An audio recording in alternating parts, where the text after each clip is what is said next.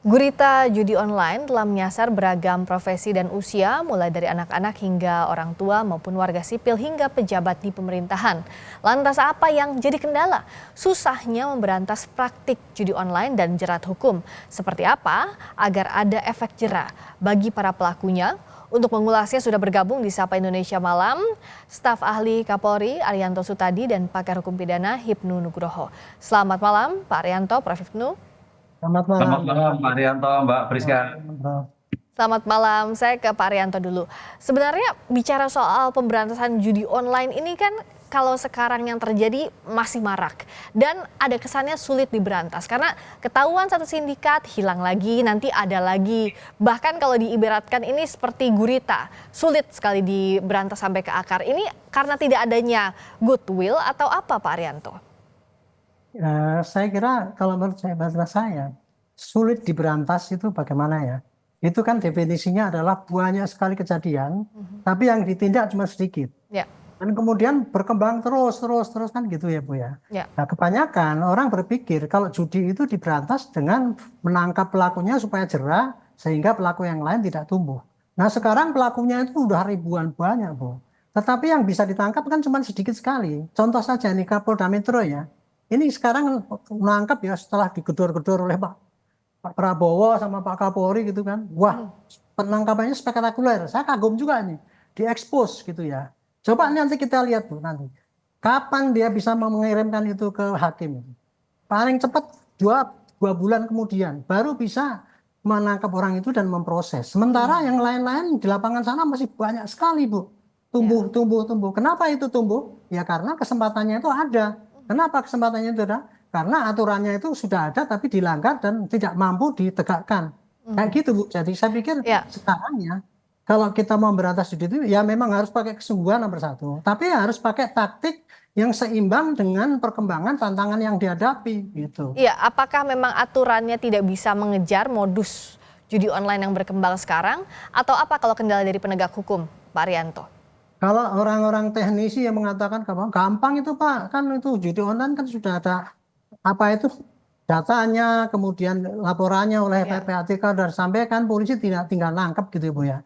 Nah itu kan gampang ya, polisi juga gampang nangkep Bu.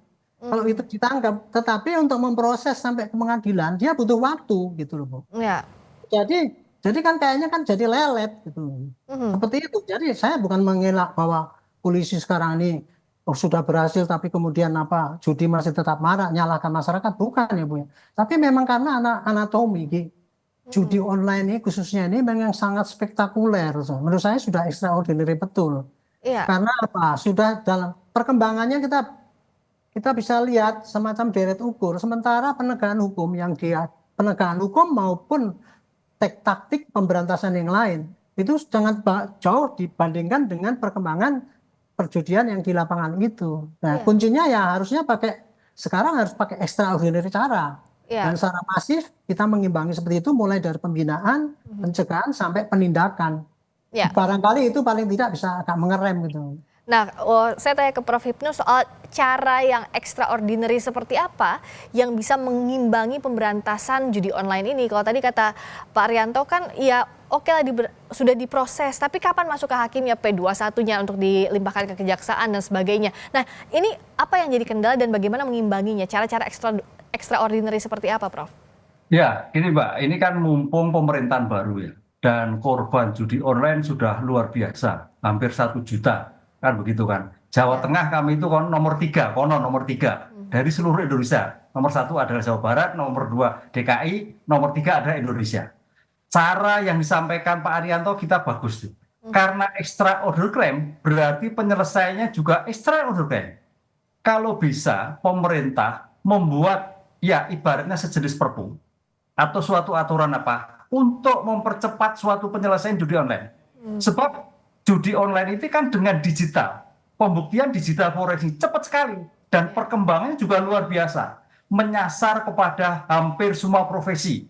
Ada akuntan, ada PNS, ada mahasiswa, ada anak di bawah umur. Ini yang luar biasa. Dengan demikian, kalau penyelesaian hukum yang sebagai due process model yang sekarang ini, saya sepakat kok lambat ya. Ya kita berjalan timik-timik lah, nggak sebatas dengan kecepatan kejahatan yang dilakukan dengan judi online. Oleh karena itu, Pak Menteri, Pak Presiden yang sekarang harus ada suatu mekanisme baru, inovasi baru. Kan dalam penegakan hukum harus ada inovasi dalam rangka untuk mempercepat apa crime control model, apa dibuat hukum acara khusus, ada penindakan khusus sehingga dalam timing mungkin 200 hari ke depan itu sudah bersih.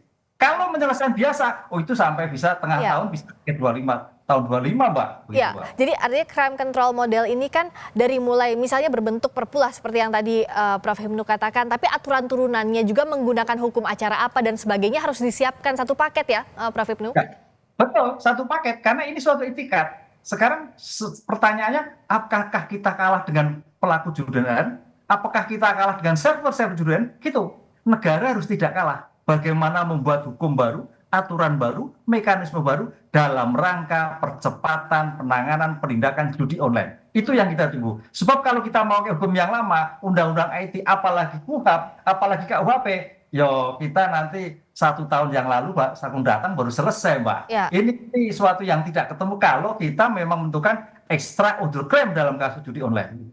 Nah, Pak Arianto, apakah ada usulan misalnya spesifik dari Polri kepada pemerintah untuk sama-sama merumuskan soal tadi penyelesaian secara tidak biasa, luar biasa ini terhadap kejahatan luar biasa alias extraordinary crime, termasuk yang tadi Prof. Hipnu katakan misalnya seperangkat aturan baru dalam waktu yang mendesak agar kita tidak ketinggalan dengan modus yang dilakukan para pelaku judi online ini?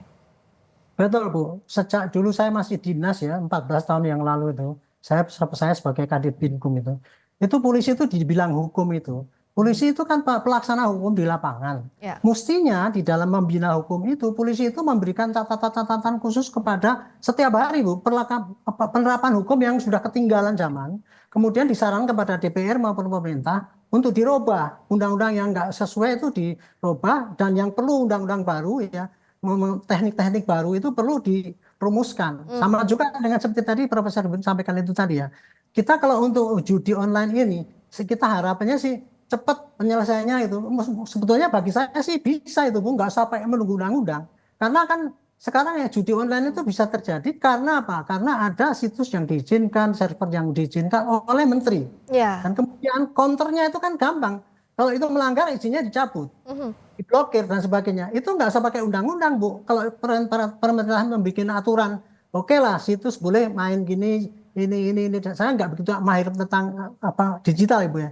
Tetapi izinnya diberikan oleh menteri, kemudian pencabutannya, pemblokirannya otomatis nggak usah pakai sidang. Ya. Nah kalau begitu kan otomatis perkembangan yang tadi deret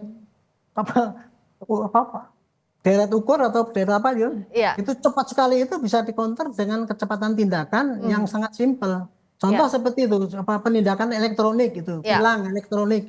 Kan itu kan nggak usah pakai membuktikan langsung begitu ya. Betul ini gitu. Nah, yang terjadi sekarang ini masih seperti itu Bu. Jadi polisi itu penegakan hukumnya masih seperti itu. Kemudian kalau dia menindak, tujuannya adalah untuk menyidik sampai ke hakim. Akibatnya apa? Dia menangkapnya juga terbatas dan menyelesaikan juga hanya sedikit gitu. Baik.